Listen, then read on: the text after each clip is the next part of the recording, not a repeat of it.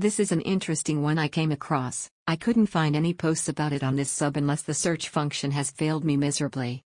If there is another one, hopefully it wasn't recent. On April 16, Colonel Philip Shue, an Air Force psychologist, left his home for work.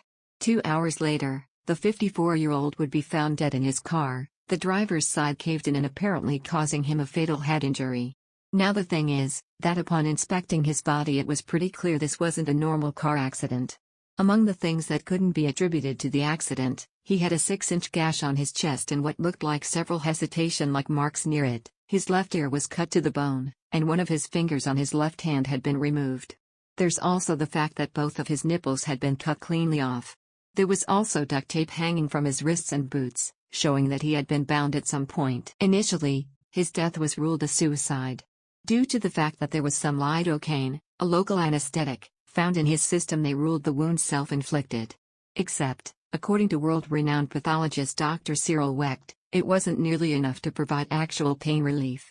There were also no injection marks found on his body and none of his own fingerprints on the duct tape. His ex-wife, Nancy, was quickly suspected because of a $1 million life insurance policy of which she was the beneficiary, and the fact that someone had supposedly sent Colonel Shue a letter claiming that she was trying to have him killed.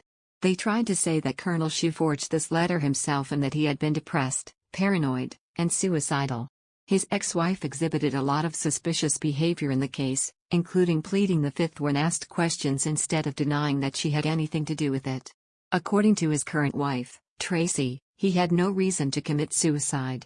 Although he was going through some issues, attributed to stress caused by the threats on his life, he was going to retire and they had already picked the house they were going to move into. People close to him vehemently deny that he would have committed suicide or done that to his wife. The death was finally ruled a homicide by a judge after much campaigning on Tracy's part and with the support of the officer in charge of the case. He also believes it was a homicide. Unfortunately, since no one would treat it as such, the scene was believed to have been compromised and possible evidence lost. Now, we all know that people close to a person don't necessarily have the best idea of a person's internal mental state, so I don't necessarily think that's solid evidence because a lot of people commit suicide without loved ones being aware. But I think we can agree that this case is far different than most traditional suicides and warrants some more inquiry. It is also hard to really determine how guilty someone is based on suspicious behaviors in court, especially with lawyers often telling their clients how to plead. It's just hard for me personally to believe this man did all of these things to himself. This whole case is extremely bizarre, and even with a lot of the circumstantial evidence toward his ex-wife, there just seems to be no real evidence to charge anyone with anything here, at least from the publicly available information. I'm not going to claim that this was suicide, but this statement, according to his current wife, Tracy, he had no reason to commit suicide, is near worthless.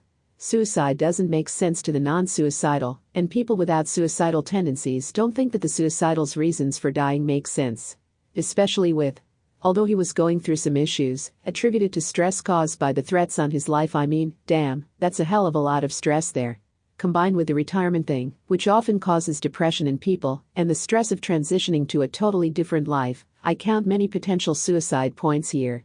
Confess to not having read the links yet but have a question. Where the nipples and finger end up? It's such a bizarre case.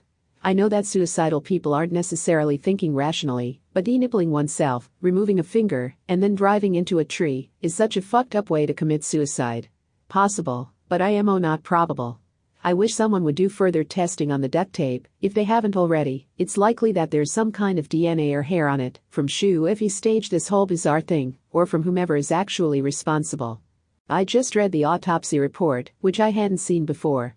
Apparently there was evidence that he was wearing a diaper prior to his death, though the actual diaper was not there. I don't know why, but that little detail makes it so much weirder to me. Dude, I almost posted about this guy last night, but got pulled away and never came back around to it. I wonder if you were reading the same website I was. So, what's your theory on what happened? Post it in the comments below. Thank you for listening. You can find the original post in r/unresolved mysteries through the link in the description box below. I like being able to listen to posts when I'm busy doing something else and can't read them. So I made this video for anyone who wants to listen to their Reddit posts. If you enjoyed this video, please like it and don't forget to hit the subscribe button below to get more puzzling mysteries.